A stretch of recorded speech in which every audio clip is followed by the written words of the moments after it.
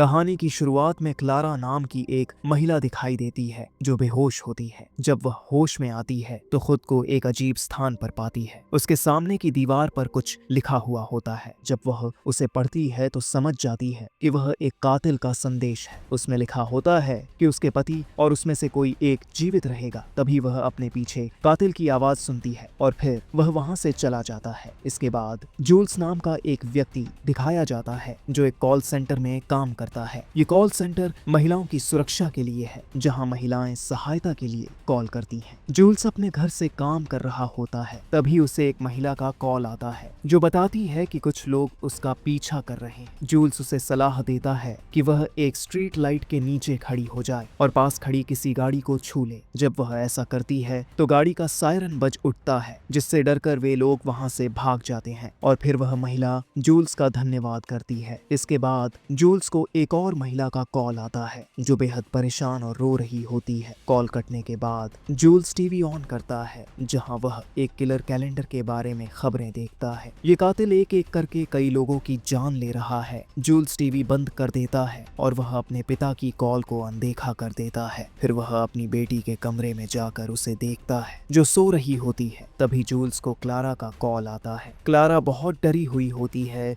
और अकेली रास्ते पर चल रही होती है। जूल्स उससे पूछता है कि वह कैसे उसकी मदद कर सकता है। क्लारा कहती है कि वह उसकी मदद नहीं कर सकता क्योंकि वह एक ऐसे शादीशुदा रिश्ते में फंसी हुई है जिससे बाहर नहीं निकल सकती। उसी दौरान जूल्स को अपने घर से अजीब आवाजें सुनाई देती हैं, जिससे वह अपनी बेटी के कमरे में जाता है, लेकिन वहां पर कोई नहीं होता। फिर वह सारे दरवाजे और खिड़कियां बंद कर देता है। क्लारा जूल्स को बताती है कि कैलेंडर किलर उसके पीछे पड़ा हुआ है क्योंकि जब वह सुबह उठी तो खुद को एक अजनबी जगह पर पाया और वहां एक संदेश भी था जिसमें लिखा था कि उसके पति और उसमें से कोई एक मरेगा। इसके बाद एक बूढ़ा आदमी दिखाया जाता है जो क्लारा और उसके पति की तस्वीरें देख रहा होता है। इससे लगता है कि शायद वही कातिल है। क्लारा जूल्स को बताती है कि वह अपनी जिंदगी से थक चुकी है और सिर्फ अपनी बेटी के लिए जी रही है। उसका पति उसे मारता पीटता है और उसकी परवाह नहीं करता, लेकिन वह उसे छोड़ नहीं सकती क्योंकि वह उससे प्यार करती है। जूल्स उससे पूछता है कि उसका पति कहाँ है। क्लारा बताती है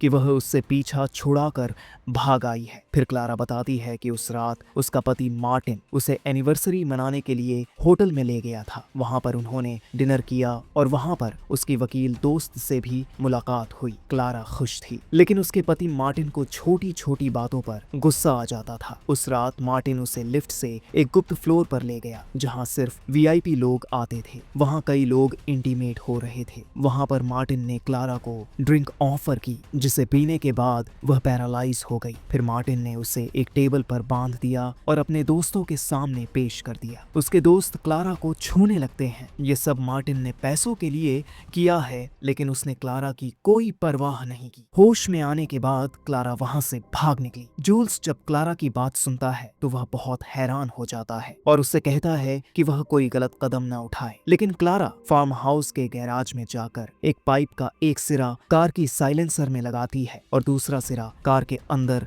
ले जाकर उसमें बैठ जाती है ताकि कार्बन मोनोऑक्साइड के धुएं से वह दम घुटकर मर सके। जैसे जैसे धुआं बढ़ने लगता है क्लारा की सांस रुकने लगती है। जूल्स उसे लगातार समझाने की कोशिश करता है कि वह ऐसा न करे। तभी क्लारा को अपनी बेटी का ख्याल आता है और वह गाड़ी से बाहर निकल आती है और अपनी जान बचा लेती है। इधर जूल्स का पिता उसे कॉल करता है और पूछता है कि वह कहाँ है। जूल्स कहता है कि वह काम पर है और उसे बार बार परेशान न करे। पिता उससे पूछता है कि क्या उसे किसी मदद की जरूरत है। जूल्स बताता है कि एक लड़की ने मदद के लिए कॉल किया था और उसे यह जानना है कि वह सुरक्षित है या नहीं। वह अपने पिता को उस लड़की का पता देता है और कहता है कि वह वहां जाकर देखे। क्लारा खुद को संभाल कर अपने घर के ऊपर के हिस्से में चली जाती है। उधर जूल्स के पिता को दिखाया जाता है जो दरअसल वही बूढ़ा आदमी होता है जिसे पहले क्लारा और उसके पति की तस्वीरें देखते हुए दिखाया गया। वह क्लारा के सुरक्षित होने की पुष्टि के लिए उसके बताए पते पर जाने लगता है। इसके बाद क्लारा फिर से जूल्स को कॉल करती करती है और कहती है कि वह केवल अपनी बेटी के लिए ही खुद को जिंदा रख रही है। जूल्स उससे पूछता है कि महिलाएं इतना जुल्म क्यों सहती हैं। क्लारा बताती है कि कई महिलाएं आर्थिक रूप से कमजोर होती हैं, इस कारण वे अपने पतियों का अत्याचार सहने पर मजबूर हो जाती हैं। जूल्स उसे बताता है कि उसकी भी एक पत्नी थी जो मानसिक रूप से बीमार थी। वह खुद को संभाल नहीं पाई और एक दिन बाथरूम में अपनी नस काट कर आत्महत्या कर ली। मरने से पहले उसने दरवाजा खोलने की कोशिश की, लेकिन वह दरवाजा खोल नहीं पाई और उसकी मौत हो गई। जब जूल्स को यह पता चला था तो वह अपने काम पर था। जब वह घर पहुंचा तो उसने अपनी पत्नी की लाश देखी। यह देखकर वह बहुत रोया और उसे अपने बच्चों के लिए उसे बहुत दुख हुआ था। क्लारा कहती है कि वह किसी को खोने का दर्द अच्छी तरह समझती है। इस बीच जूल्स नोटिस करता है कि उसके किचन से एक चाकू गायब है। वह क्लारा से कहता है कि वह थोड़ी देर बाद उससे बात करेगा। वह कॉल को म्यूट पर लगाकर घर की छानबीन करने लगता है। उधर क्लारा जब अपने घर में होती है तो अचानक उसकी टीवी अपने आप चालू हो जाती है। ये देखकर वह घबरा जाती है और टीवी को बंद कर देती है। तभी उसे अपने घर के कांच पर वही संदेश लिखा हुआ नजर आता है जो कातिल ने पहले भी लिखा था। ये देखकर क्लारा समझ जाती है कि वह कातिल उसके घर में आ चुका है। जूल्स अपने घर की सभी अलमारियां और दरवाजे चेक करता है, लेकिन उसे कुछ नजर नहीं आता। वह तुरंत बल्ब निकालकर उन्हें एक कपड़े में रखता है, उन्हें तोड़कर छोटे छोटे टुकड़े करता है और दरवाजे के आगे फैला देता है ताकि अगर कोई अंदर आए तो उसे चोट लग जाए। तभी क्लारा जूल्स को बताती है कि उसे लगता है कि कातिल उसके घर में आ गया है क्योंकि उसने कांच पर वही संदेश देखा है। वह जूल्स को उस संदेश की तस्वीर भी भेजती है। तस्वीर देखकर जूल्स हैरान रह जाता है। तभी हम जूल्स के पिता को देखते हैं जो अपनी गाड़ी से क्लारा के घर के बाहर पहुंचता है और वह अंदर जाने की कोशिश करता है, लेकिन क्लारा उसे देख लेती है। उसे लगता है कि शायद वही कातिल है जो उसे मारने के लिए आया है। घबराकर वह तुरंत घर में छिप जाती है। जब जूल्स का पिता घर के अंदर जाकर छानबीन करता है तो उसे वहां पर कुछ भी अजीब नजर नहीं आता। क्लारा मौका देखकर अपना दरवाजा खोलती है और जंगल की ओर भाग निकलती है। जंगल में पहुंचने पर उसके फोन के नेटवर्क चले जाते हैं जिससे वह जूल्स से बात नहीं कर पाती। उधर जूल्स का पिता उसे कॉल करता है और बताता है कि वह क्लारा के घर में गया था, लेकिन वहां कोई खतरा नजर नहीं आया। वह जूल्स को समझाने की कोशिश करता है कि वह क्लारा की बातों पर विश्वास न करे और कहता है कि हो सकता है वह झूठ बोल रही हो। जूल्स तुरंत कॉल काट देता है और सोचने लगता है कि उसके पिता ने भी उसकी मां पर जुल्म किए थे। इधर क्लारा जंगल में भागते हुए अचानक फिसल जाती है और सीधा सड़क पर गिरकर बेहोश हो जाती है। कुछ देर बाद एक गाड़ी वहां से गुजरती है। गाड़ी का ड्राइवर उसे देखकर हैरान हो जाता है और वह गाड़ी रोककर तुरंत क्लारा के पास जाता है और उसे उठाने की कोशिश करता है। ड्राइवर उससे पूछता है कि क्या वह ठीक है। क्लारा उठते ही उस पर गुस्सा करने लगती है, लेकिन वह उसे यकीन दिलाता है कि वह उसकी मदद करने आया है। क्लारा उसकी बात मान लेती है और उसे कहती है कि वह उसे शहर तक छोड़ दे। ड्राइवर उसे अपनी गाड़ी में बैठाता है और शहर की ओर निकल जाता है। उधर जूल्स का पिता देखता है कि क्लारा का पति मार्टिन उस घर में आ गया है। मार्टिन जब घर के अंदर जाता है तो उसे क्लारा नहीं मिलती। वह समझ जाता है कि क्लारा वहां आई थी, लेकिन अब वह कहीं और चली गई है। तभी उसे क्लारा के फुटप्रिंट्स नजर आते हैं जो जंगल की ओर जा रहे। ये देखकर वह समझ जाता है कि क्लारा जंगल की ओर भागी है। वह तुरंत अपनी गाड़ी में बैठता है और उसका पीछा करने लगता है। जूल्स का पिता भी मार्टिन की कार के पीछे लग जाता है। उधर क्लारा की जब आंखें खुलती हैं तो वह देखती है कि ड्राइवर ने सेंटा क्लॉज की ड्रेस पहनी हुई है। क्लारा उससे पूछती है कि उसने यह ड्रेस क्यों पहनी है। ड्राइवर बताता है कि वह एक बच्चे की पार्टी से आ रहा है जहां बच्चे की डिमांड थी कि वह सेंटा क्लॉज बनकर आए, इसलिए उसने यह ड्रेस पहनी और वहां बच्चों में खुशियां बांटी। तभी क्लारा नोटिस करती है कि उसके फोन में नेटवर्क आ चुके हैं। वह तुरंत जूल्स को कॉल करती है और बताती है कि कातिल उसके घर में आ गया था, इसलिए उसे वहां से भागना पड़ा। वह यह भी बताती है कि उसे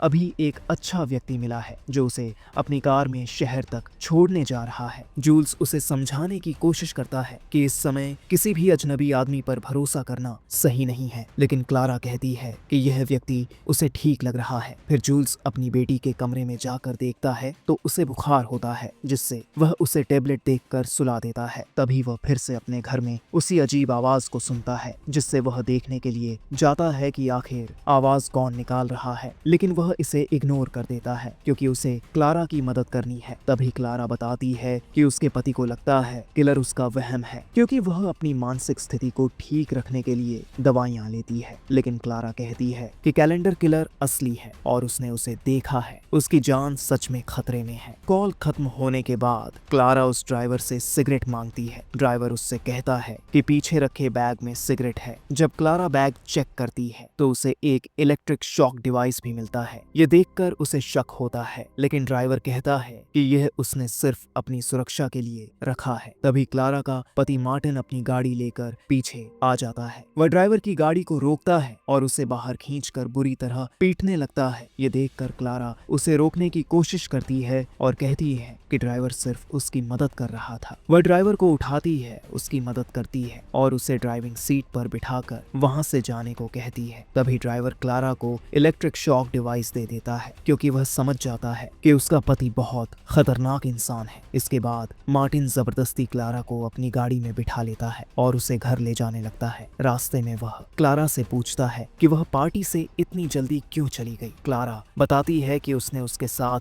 गलत किया, उसे उसके दोस्तों के सामने पेश कर दिया, जो कि बहुत बेहूदगी था। क्लारा कहती है कि वह उसकी बेटी की माँ है और उसे सम्मान मिलना चाहिए। फिर क्लारा मार्टिन को वह फोटो दिखाती है जिसमें कांच पर कैलेंडर किलर का संदेश लिखा हुआ था, लेकिन मार्टिन को उसकी बातों पर बिल्कुल भी यकीन नहीं होता। उसे लगता है कि क्लारा ने खुद वह संदेश लिखा होगा। इस दौरान क्लारा अपनी बेटी के बेबी सिटर को कॉल करने की कोशिश करती है, लेकिन वह कॉल नहीं उठाता। फिर क्लारा अपने पति से कहती है कि वह चाहती है कि वह उसे छोड़ दे, लेकिन यह भी कहती है कि वह उससे प्यार करती है और उसे अकेला नहीं छोड़ सकती। ये सुनकर मार्टिन गुस्से में उसे थप्पड़ मारता है और कहता है कि अगर उसने उसे छोड़ने की कोशिश भी की तो वह उसे जान से मार देगा। डर के मारे क्लारा उससे माफी मांगती है। मार्टिन उसे जबरदस्ती घर ले जाने लगता है। इधर जूल्स को अपने घर में फिर से आवाजें सुनाई देती हैं। जब वह चेक करने जाता है तो गलती से उसका पैर उसके ही बिछाए गए जाल में फंस जाता है, जिससे कांच उसके पैर में घुस जाते हैं और वह घायल हो जाता है। फिर वह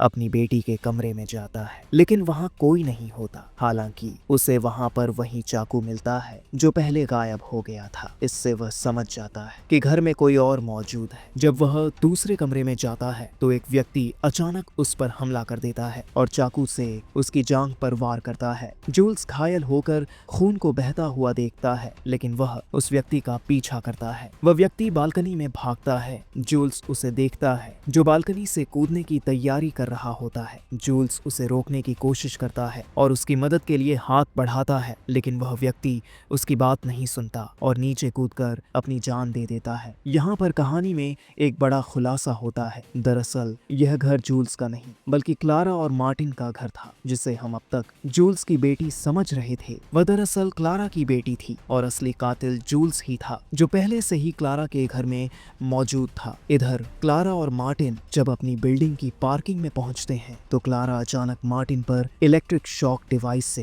हमला कर देती है। मार्टिन को तेज झटका लगता है और क्लारा तुरंत गाड़ी को लॉक कर देती है, जिससे मार्टिन गाड़ी के अंदर ही फंस जाता है। इसके बाद क्लारा अपनी बेटी को लेने के लिए ऊपर घर की ओर दौड़ती है। जब वह घर के अंदर जाती है तो उसे वहां कांच के टुकड़े बिखरे हुए मिलते हैं जो जूल्स ने अपने ट्रैप के तौर पर लगाए थे। घर के अंदर उसे जूल्स का लैपटॉप दिखाई देता है। ये देखकर वह भ्रमित हो जाती है और सोचती है कि आखिर यहाँ हो क्या रहा है। क्लारा जब अपनी बेटी के कमरे में पहुंचती है तो वहाँ जूल्स मौजूद होता है। जूल्स उसे देखकर मुस्कुराते हुए हाय कहता है। उसकी आवाज सुनकर क्लारा पहचान जाती है कि यह वही आदमी है। जूल्स क्लारा को बताता है कि उसने यह सब पहले से ही प्लान कर लिया था। क्लारा गुस्से में उससे कहती है कि वह उसकी बेटी को कुछ न करे। जूल्स उसे समझाने की कोशिश करता है कि वह उसकी मदद करने आया है ताकि वह अपने पति मार्टिन को मारकर आजाद हो सके, लेकिन क्लारा साफ इनकार कर देती है और कहती है कि वह ऐसा कभी नहीं करेगी। क्लारा के इनकार से जूल्स को गुस्सा आ जाता है। वह चाकू निकालकर क्लारा की गर्दन पर रख देता है। इधर जूल्स का पिता भी मार्टिन का पीछा करते हुए घर तक पहुंच जाता है। मार्टिन गाड़ी का कांच तोड़कर खुद को आजाद करता है और घर के अंदर घुसता है। जैसे ही वह अंदर आता है, वह जूल्स पर हमला करने की कोशिश करता है, लेकिन जूल्स चालाकी से पलटवार करता है और मार्टिन पर हमला करके उसे नीचे गिरा देता है। अब कहानी और भी खतरनाक मोड़ ले चुकी है। जूल्स का पिता क्लारा के घर में बेबीसिटर की लाश ढूंढता है और समझ जाता है कि उसका बेटा जूल्स यहीं पर छिपा हुआ है और इन सभी घटनाओं के पीछे उसका ही हाथ है। इस दौरान जूल्स ने क्लारा और मार्टिन को बांध रखा था। वह क्लारा से कहता है कि वह उसकी मदद करना चाहता है ताकि वह अपने पति मार्टिन को मारकर आजाद हो सके। जूल्स अपनी कहानी बताते हुए कहता है कि उसकी पत्नी ने आत्महत्या कर ली थी क्योंकि वह उसे बुरी तरह ट्रीट करता था। तभी उसे एहसास हुआ कि वह कितनी दुखी थी। तभी उसने फैसला किया कि वह उन महिलाओं की मदद करेगा जो अपने पतियों से प्रताड़ित होती हैं। जूल्स क्लारा के हाथ में चाकू देकर उससे कहता है कि वह मार्टिन का गला काट दे, लेकिन जब क्लारा चाकू उठाती है तो वह उल्टा जूल्स के पैर पर हमला कर देती है। जूल्स दर्द से चिल्लाने लगता है और गुस्से में क्लारा पर हमला करने की कोशिश करता है और वह उसे जान से मारने के लिए आगे बढ़ता है। तभी जूल्स का पिता वहां आ जाता है और जूल्स को गोली मारकर उसे खत्म कर देता है। इसके बाद वह क्लारा और मार्टिन को बताता है कि जूल्स उसका बेटा था। उसने जूल्स के घर में कई तस्वीरें और सुराग पाए थे जिनसे पता चला कि वही सीरियल किलर था। उसने अपने बेटे का पता लगाया और यहाँ आया ताकि उनकी जान बचा सके। क्लारा तुरंत खुद को रस्सी से आजाद करती है और अपनी बेटी के कमरे में जाती है। वहाँ वह अपनी बेटी को सुरक्षित पाकर गले लगा लेती है। कुछ दिनों बाद मार्टिन एक प्रेस कॉन्फ्रेंस में अपने काम के सिलसिले में होता है। तभी क्लारा वहाँ पहुँचती है और एक रिकॉर्डिंग चलाती है। उस रिकॉर्डिंग में मार्टिन क्लारा को गालियां देते हुए और मारने की धमकी देता हुआ नजर आता है। ये देखकर वहाँ मौजूद लोग समझ जाते हैं कि मार्टिन कितना बुरा इंसान है। तभी एक पुलिस अधिकारी मार्टिन के पास आता है और बताता है कि क्लारा ने उसके खिलाफ घरेलू हिंसा का केस दर्ज कराया है, इसलिए उसे उनके साथ चलना होगा। ये सुनकर मार्टिन हैरान रह जाता है। उसे समझ आता है कि जब उसने क्लारा को गाड़ी में मारा था तब क्लारा ने सारी बातें रिकॉर्ड कर ली थी। उधर क्लारा अपनी वकील दोस्त से मिलती है जो उसका केस लड़ रही थी। क्लारा का यह केस जीतना तय होता है क्योंकि मार्टिन सच में उसे मारता पीटता था। अब क्लारा अपनी बेटी के साथ अकेली खुशी खुशी रहने लगती है। इस कहानी का निष्कर्ष भी यह है कि जूल्स एक ऐसा सीरियल किलर था जो केवल उन लोगों को मारता था जो अपने पार्टनर को प्रताड़ित करते थे।